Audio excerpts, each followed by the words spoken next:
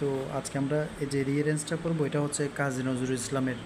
তো কাজী নজরুল ইসলামের রিয়ারেঞ্জগুলো কিন্তু অনেক গুরুত্বপূর্ণ হয়। তো দেখো, প্রথমে কিন্তু এটা সম্পূর্ণ পড়ে নিতে হবে। পড়ার পরে তোমাকে বিভিন্ন আগে থেকে কিন্তু এই টপিকটা কিন্তু তোমার জানা থাকতে হবে, গল্পটা জানা থাকতে হবে। এরপর তোমাকে চিন্তা করে কোনটার পর কোনটা হবে সেটা তোমাকে বুঝে করতে হবে, ঠিক আছে? তো আমি তোমাকে বুঝাই দিচ্ছি, দেখো।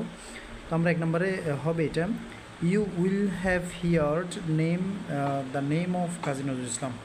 তুমি হয়তো কাজী নজরুল ইসলামের নাম শুনেছো, ঠিক আছে?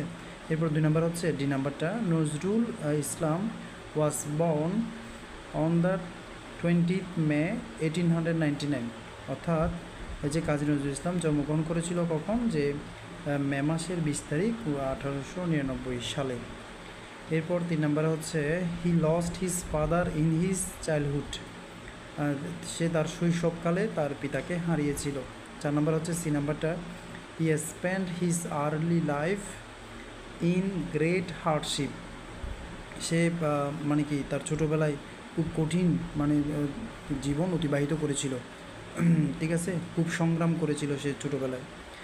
তো এরপরে 5 নম্বর হচ্ছে, তো এই কারণে তাকে দুখুমিয়া বলা হতো। সেই জন্য এখানে লিখছে যে 5 নম্বরটা হচ্ছে কি, so he was called Dukhumia, এই জন্য তাকে দুখুমিয়া বলা হতো।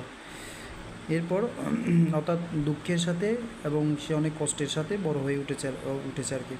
6 নম্বর, as a boy being restless and absent minded. সে এমন ধরনের এমন মানসিকতার মানুষ ছিল।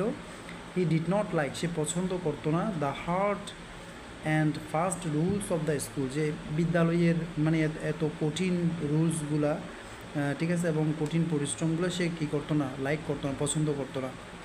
এরপরে 7 নম্বর হবে এটা, he was found of adventures, music and jatra party.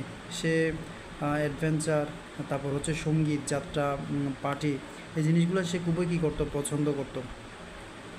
এরপর 8 নম্বর, one day this Dukhumiya became a great poet.